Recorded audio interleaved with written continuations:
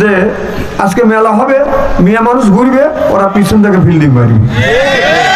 মানে এই মেলার মধ্যে যারা দেখবেন পশি জাতীয় কিছু মহিলা আছে, ওই পশিরে আগে আগে ঘুরতেছে, আর পশা জাতীয় কিছু যুবক আছে, ওই পশির পিছনে পশা করে। জোরে বল, পশির পিছনে কে করে? পশা। আচ্ছা, এই যে মাছি গুনি যে ঘোরাফেরা করে, মাছির সুগন্ধের উপরে মাছি বসে না দুর্গন্ধের উপরে মাছি বসে? আচ্ছা, যারা ওদের পিছনে ঘোরাফেরা করতেছে ওরা তো এক ধরনের দুর্গন্ধ, আর এই দুর্গন্ধ সকাল রে তোর রুচি রে,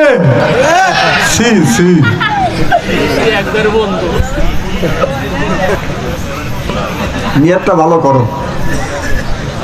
যে যতটুকু কর্ম করবে তার ততটুকু ফল পাবে, যে যতটুকু কর্ম করবে সেই ততটুকু ফল পাবে। কার কাছে? আল্লাহর কাছে। এতটুকু কম দিবে না, সব আমাদের হাতের কামাই, সব আমাদের হাতের কামাই। কতদিন তুমি মাস্তানি করবে, এরপরে সন্ত্রাসী চাঁদাবাজ করবে, হাতটা জোর তোমার মাকাবি, তোমার হাতের শক্তি যখন চলে যাবে, গোষ্ঠীর শক্তি যখন চলে যাবে, এরপরে রাষ্ট্র ক্ষমতা শক্তি যখন তোমার চলে যাবে, আল্লাহর কাছে যখন ধরা পড়বে, তখন তো সব শেষ। আমাদের চাইতে কত শক্তিশালী লোক দুনিয়ার থেকে বিদায় হয়ে গেছে। ফিরাউন বলেছিল আনা রব্বুকুমুল আলা, এই জমিন আমি একজন প্রতিষ্ঠিত খোদা। যিনি খোদা বলে দাবি করছে সেও থাকতে পারে। আবু জেহেল নেতা কম ছিল না, সেও কিন্তু দুনিয়ার থেকে চলে গেছে। আমাদেরও একদিন যাইতে হবে। ভাই পিছনে যা করছি তওবা করে আল্লাহর রাস্তায় ফিরে আসার চেষ্টা করবো ইনশাআল্লাহ। আমরা যারা আসছি কোরআনের মাহফিলের মধ্যে আল্লাহর বান্দা করবো না, কোন রকমের ডান্ডা, কোরআনের সাথেই থাকবো বান্দা। এই জন্য হয়েছে আমরা আল্লাহর বান্দা। তোরকম সুবহানাল্লাহ। আর কোরআনের মাহফিলের মধ্যে আমরা যারা আসছি আল্লাহর বান্দি, আর করবো না স্বামীর সাথে কোনোদিন ফোন দি, কোরআন হাদিসের কথা শুনে বাড়ি চলে যাবো হইয়ে আল্লাহর খাঁটি বান্দি। আল্লাহ বলে লাকাদ কারামনা বানি আদম। আল্লাহু আকবার। আল্লাহ বলে ও আদমের বেটা বিটিরা, তোমরা হলো আমরা আমার বান্দা, আর তোমরা করো না কোন রকমের ডান্ডা। বান্দারে তোমাদের জন্য কত সুন্দর সুন্দর নাজ নিয়ামত আমরা দিয়েছি। আর যারা আল্লাহর বান্দা হবে, আল্লাহর গোলামি করবে, আল্লাহর দাসত্ব যারা করবে, আল্লাহ রাব্বুল আলামিন এই মানুষটাকে যখন জান্নাতে দিবে, তারা জান্নাতবাসী হবে। আর জান্নাতবাসীরা জান্নাতের মধ্যে বাদান একা একা বাদান প্রবেশ করবে না। একটা ছেলে যদি বিয়ে হয়, একটা মেয়ে যদি বিয়ে হয়, বাসর করে একা ঢোকে না, জোড়া ঢোকে। যুবকরা ছিটে উঠছি। বাসর ঘর মানে জোড়া। বাসর ঘর মানে কি? বাসর ঘরে সিঙ্গেল যায় না, জোড়া যায়। আমার ভাইরা, আমার বাসর করে দুনিয়ার বাসর করে মানুষ যখন ঢোকে, সিঙ্গেল ঢোকে না বাদাম, জোড়া ঢোকে। আল্লাহ রাব্বুল আলামিন বলে ও দুনিয়ার মানুষেরা, তোমরা যখন জান্নাতবাসী হবে, কম করে হলেও জান্নাতবাসী যখন জান্নাতের মধ্যে আপনার প্রবেশ করবে, কম করে হলেও 70 জন আপনার হুর নিয়ে বাদাম জান্নাতে প্রবেশ করবে। আদখুলি ফি ইবাদি ওয়াদখুলি জান্নাতি। আদর করে করে ভালোবেসে বেসে এই মানুষকে বাদান জান্নাতের মধ্যে আল্লাহ ঢুকাইবে। যদি বলেন হুজুর আদরটা কেমন হবে, আপনার আমার বাড়ি যদি আসে বাদান, আত্মীয় যদি কুটুম আসে, আমরা কুটুমকে করি আদর। আত্ম মনে করে হায়রে আমার কদর, এরপরে পারে দেয় বিদেশি সাদর। আত্ম মনে করে হায়রে আমার বড় কদর, এরপরে আনে বাদান খানা, একটাও তো ডাক না ছাড়া না। খাবারের পরে বাদান দেয় দই, খায়া তো বাদান হইসই, তারপরে দেয় পেপসি কোকো কোলা, খায়া তো মনের মধ্যে বাদান দেয় দোলা, তারপরে খাই একটা পান, খায়া তো মনের মধ্যে আসে বাদান গুনগুননি গান, তারপরে খাই এক খাবলা হাকিম পরিচর্দা, শরীর তার গামে যা বুঝায় আমি বড় মর্দা। আল্লাহ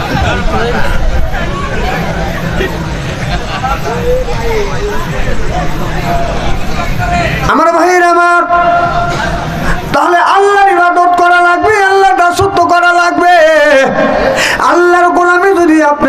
পারেন আল্লাহ রব্বুল আলামিন আপনাকে আমাকে বাদাম জান্নাতে দিবে। গোলামি করা লাগবে কার? আল্লাহর গোলামি আপনি কি দিয়ে করবেন? নামাজ ছাড়া আল্লাহর গোলামি করা যাবে না, দাসত্ব করা যাবে না। রোজা ছাড়া, হজ ছাড়া, ইসলাম ছাড়া আপনার আল্লাহর দাসত্ব করার বাদাম কোন রকমের রাস্তা নাই। আল্লাহর দাসত্ব করার একমাত্র রাস্তাই হলো ইবাদত করতে হবে কার? তাহলে ইবাদতটা করতে গেলে এক নাম্বার আপনার সিজদা দিতে হবে। আল্লাহ এই নামাজের কথা 80 থেকে 82 জায়গা বললেন, ওয়াকিমুস সালাহ, নামাজ কায়েম করো, তু যাকাত আদায় করো, কুতিবা আলাইকুমুস সিয়াম, রমজান মাস আসছে রোজা রাখো, এই কথা কার?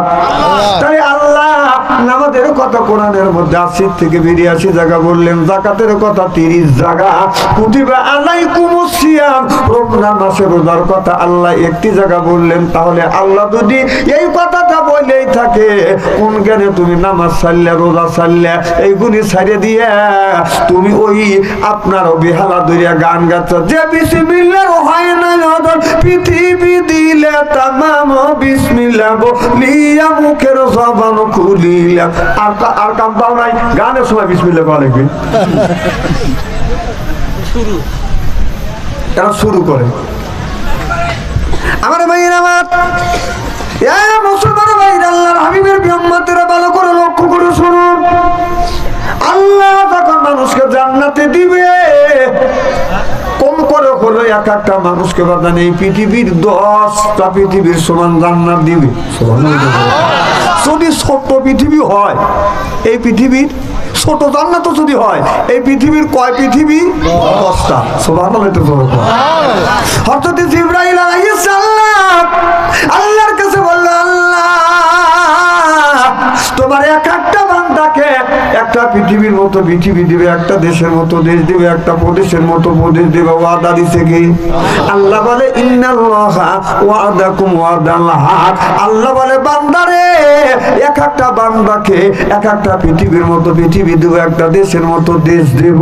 এই কথা যখন হযরত মুসা আলাইহিস সালাম শোনার পরে আল্লাহর কাছে প্রশ্ন করে, আল্লাহ ও আল্লাহ, তুমি বলেছো তোমার এক একটা বান্দাকে এক একটা পৃথিবীর মতো পৃথিবী দিবা, একটা দেশের মতো দেশ দিবা, অথবা একটা প্রদেশের মতো প্রদেশ দিবা।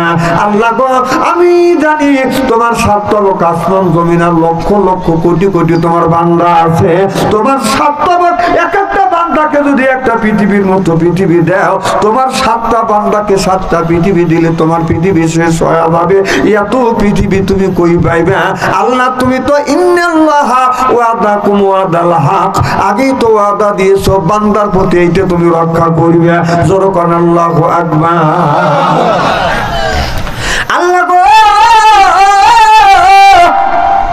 এত পৃথিবী কই পাবে?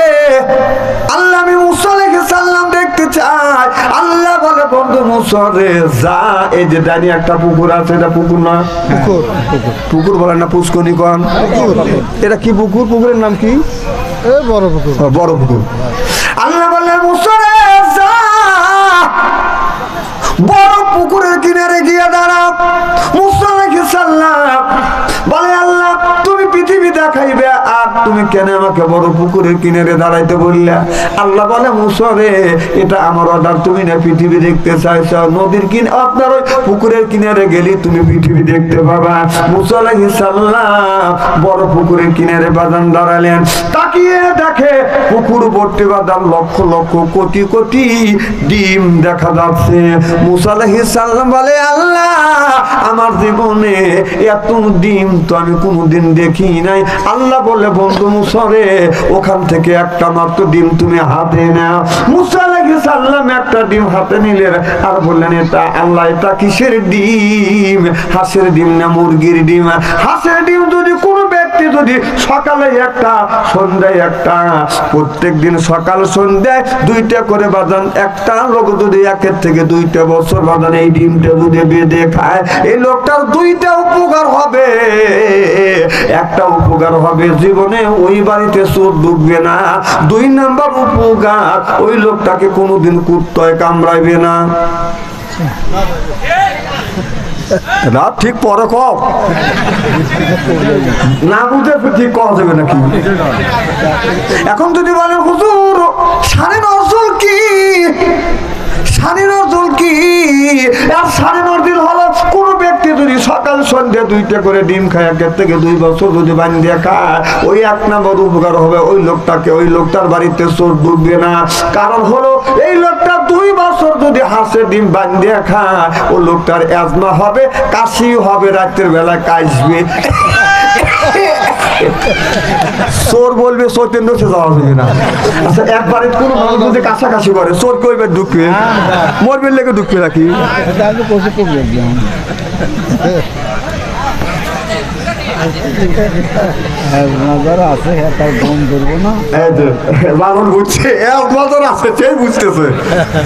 দুই নম্বর উপকার, কোনদিন কুত্তায় কামড়াইবে না।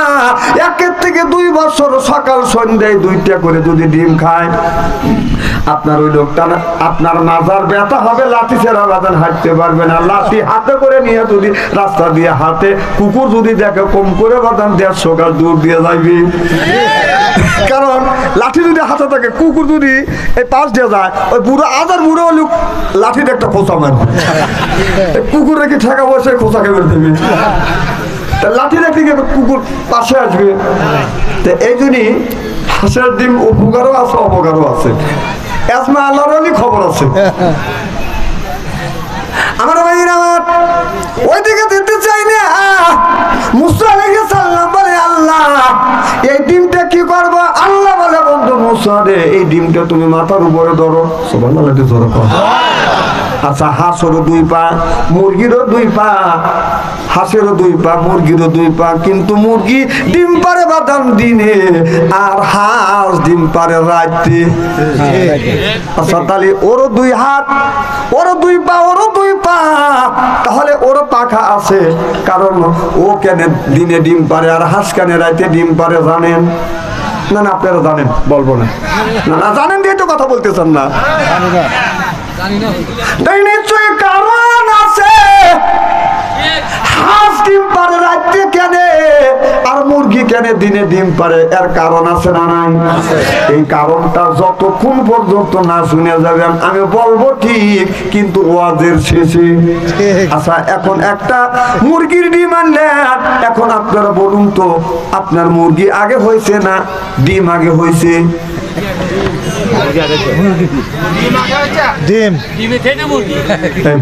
আপনারই তো বলতেছেন এখন, বিপদ তো আপনাদেরই। আচ্ছা ডিম আগে না মুরগি আগে? আচ্ছা ডিম যদি আগে হয়, ডিম তো মুরগি পারে। আচ্ছা এখন বলেন মুরগি আগে না ডিম আগে? মুরগি আগে। আরে ডিমের মধ্যে তো মুরগি হয় আবার।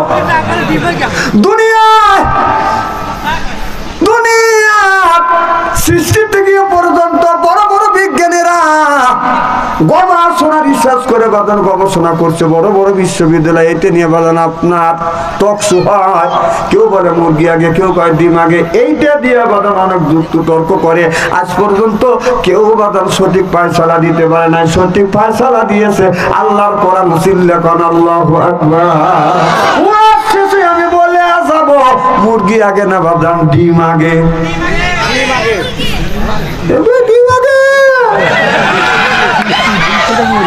না যাইনি ডিম আগে। কেউ তো এ পর্যন্ত প্রমাণ করতে পারে না, কিন্তু প্রমাণ করছে আল্লাহর কোরআন। সুবহানাল্লাহ। আমার ভাইয়ের আমার দিকে দিতে চাই না। এবার মুসা আলাইহিস সালাম আল্লাহ বললেন মুসা রে ডিমটা তুমি মাথার উপরে ধরো। মুসা আলাইহিস সালাম ডিমটা মাথার উপরে ধরলেন। মাথার উপরে ধরার সাথে সাথে মুসা আলাইহিস সালাম অলরেডি ডিমের মধ্যে বাদাম চলে গেলেন। যায় দেখে বিশাল বড় পৃথিবী। আপনার পূর্ব দিকে তাকায় বাদাম গ্রাম দেখা যায় না, পশ্চিম দিকে তাকায় গ্রাম দেখা যায় না, উত্তর দক্ষিণ দিকে তাকায় গ্রাম দেখা যায় না। বলে আল্লাহ এত বড় পৃথিবী। মুসা আলাইহিস সালাম ওই পৃথিবীর ভিতরে বাদাম ঘুরতে লাগলেন। ঘুরতে ঘুরতে ঘুরতে ঘুরতে আপনার লক্ষ্য করিয়ে দেখে একটা সাদা ঘোড়া আছে আর একটা লাল চাবুক আছে। আল্লাহ বলে বন্ধু মুসা রে তুমি এরকম করে হাইতে হাইতে ঘুরে ঘুরে আমার এই ডিমের মুড়ো তুমি পাবা না। মুসা রে ডিমের মুড়ো যদি দেখতে চাও, এই যে সাদা একটা ঘোড়া আছে, লাল একটা চাবুক আছে, এই ঘোড়ার উপরে তুমি ওঠো। মুসা আলাইহিস সালাম অমনি বাদান লম্ফ দিয়ে ঘোড়ার উপরে উঠলেন, চাবুক কষলেন। মুসা আলাইহিস সালাম একদিন নয়, 2 দিন নয়, 7 দিন পর্যন্ত ডিমের মধ্যে দিয়ে ঘুরে বাদাম ডিমের মুদা পায় না।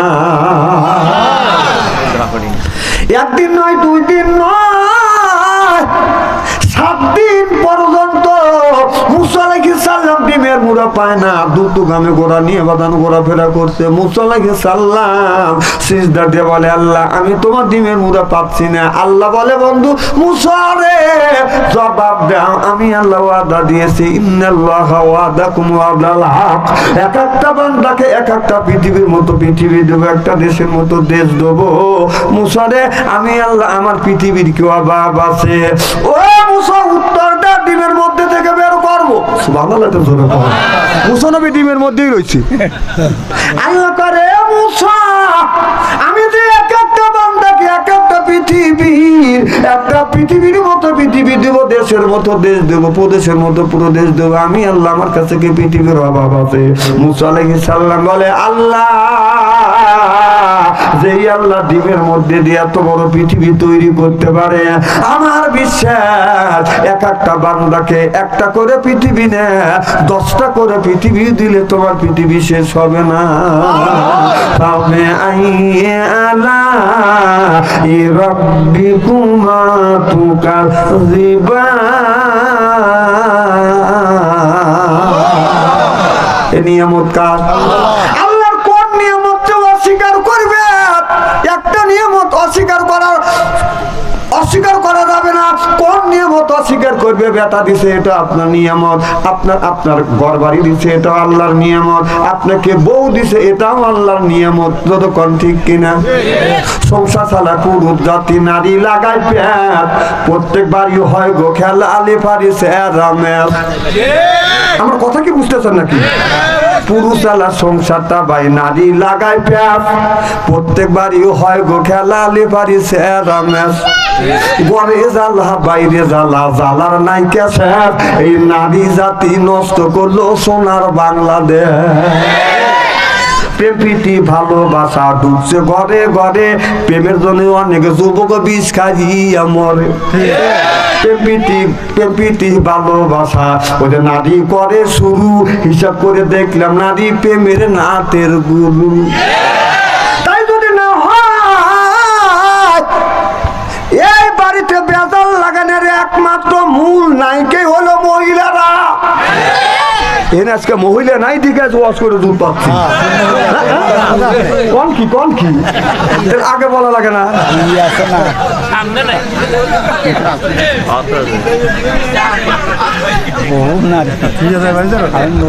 এই দেখেন, একটা ছেলে বিয়ে করে কত বছরে? 18-20 বছরে। আর একটা মেয়ে বিয়ে হয় 12 বছর 13 বছর, উদ্দেশ্য 14 বছর 15 বছর না 16 বছর। এর থেকে বেশি হয়? একটা 15 বছরে একটা পিচ্ছে মহিলা আছে। একটা ছেলের বয়স 25 বছর, ছেলে যতদিন পর্যন্ত মা বাবার সাথে, যতদিন বিয়ে করে নাই, একদিন মা বাবার সাথে, বাড়ির সাথে, বন্ধুর সাথে, গ্রামবাসীর সাথে, বাড়ির সাথে, মার সাথে, সবার সাথে মিল। এই পিচ্ছি একটা মেয়ে আছে, বিয়ে হয় সময় পায় না। ওর কাছে যখন শোয় খালি বালিশ মন্তর দেয়। বালিশ মন্ত্র কি বোঝেন? আলাদা হও আইসে সময় পায় না। 1.5 বছর 1 বছর নাই হইতে পিতৃ মহিলার কথা শুনে মা বাবার কাছ থেকে ভিন্ন হয়ে আলাদা খায়। কথা কয় না, জনগণ ঠিক কিনা? এই পিতৃ একজন মহিলা আমাদের গ্রামের বাসাটা একটুখানি সেরি, তার পাওয়ারটা কি? হ্যাঁ, একটুখানি মহিলা যার তোর মা এখনো তো কালিয়াজিরের দাম শোধ করে নাই তোর মা বাপ, আর তুই আর এক ঘরে এসে ওই বেতাল বাজা মায়ের সাথে ছেলের দ্বন্দ্ব লাগালি, বাবার সাথে ছেলের দ্বন্দ্ব লাগালি, ভাইয়ের সাথে ছেলের দ্বন্দ্ব লাগাইয়া তুই ছেলেটাকে ভিন্ন করে ফেললি। সংসার চালায় পুরুষ জাতি নারী লাগায় প্যাঁচ, প্রত্যেক বাড়ি হয় গো খেলা আলি পারি সেরা ম্যাচ। ঘরে জ্বালা বাইরে জ্বালা, জ্বালার নাই কেছে, নারী জাতি নষ্ট করলো সোনার বাংলাদেশ। এখন বুঝছে